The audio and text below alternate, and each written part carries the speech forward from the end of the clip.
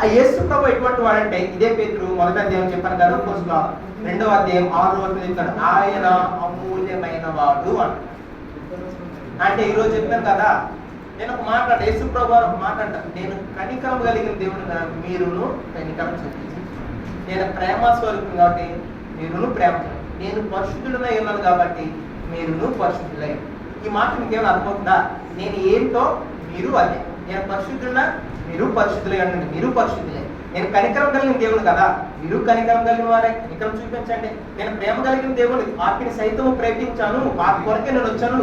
రోగులకే వైద్యుడు కానీ బలవంతుల కొరకు కాదు కదా, నేను మీకోసం వచ్చాను కదా. మీరును రోగుల కొరకు పాపులను ప్రేమించి వాటిని చూపించండి. అంటే ఈయన ఎటువంటి వాడో మనము అటువంటి వాడు. ఇక్కడ ఈయన ఎటువంటి వాడిగా కనిపిస్తున్నాడంటే పేతురికి ఈయన ప్రీషియస్ గాడ్ గా కనిపిస్తున్నాడు. మరి నువ్వు ఎటువంటి వాడంటే ఐఎమ్ సో ప్రీషియస్. నేను ఒక టైం అనుకున్నాం అండి, ఇప్పుడు 2020 కోవిడ్ వచ్చాక అర్థమైంది నేను కూడా యూజ్లెస్ అని. ఎంటెక్ చేసాం, సర్టిఫికేట్, కాలేజ్కి వెళ్ళి చెప్తే 12,000 చేద్దాం, ఏం ఉపయోగం? వెళ్ళిన కాలేజ్ ఎంట్రీకి వెళ్ళి కూడా తక్కువ కాలేజ్ కాదు. మంచి కాకినాడలో ఆదిత్య కాలేజ్కి వెళ్తే అక్కడ ఎంటర్ చేసి రాజమండ్రి ఇచ్చి ఎంత ఇస్తారంటే, ఎంటెక్ చేసా నీకు ఫుడ్ బెడ్ అని పెట్టి 12,000 ఇస్తాను అంటే నా జీతం 16,000, 18,000, 5,000 హాస్టల్ ఫీజు, 17,000 నా జీతం. ఐఎమ్ యూజ్లెస్ అనిపించింది. ఎంత ఎంటెక్ చేసి 15,000, డిగ్రీ చేసి కూడా 15,000 ఇస్తున్నారు కదా, ఇంకా ఎంటెక్ చేయడం ఎందుకు అనుకోవాలి.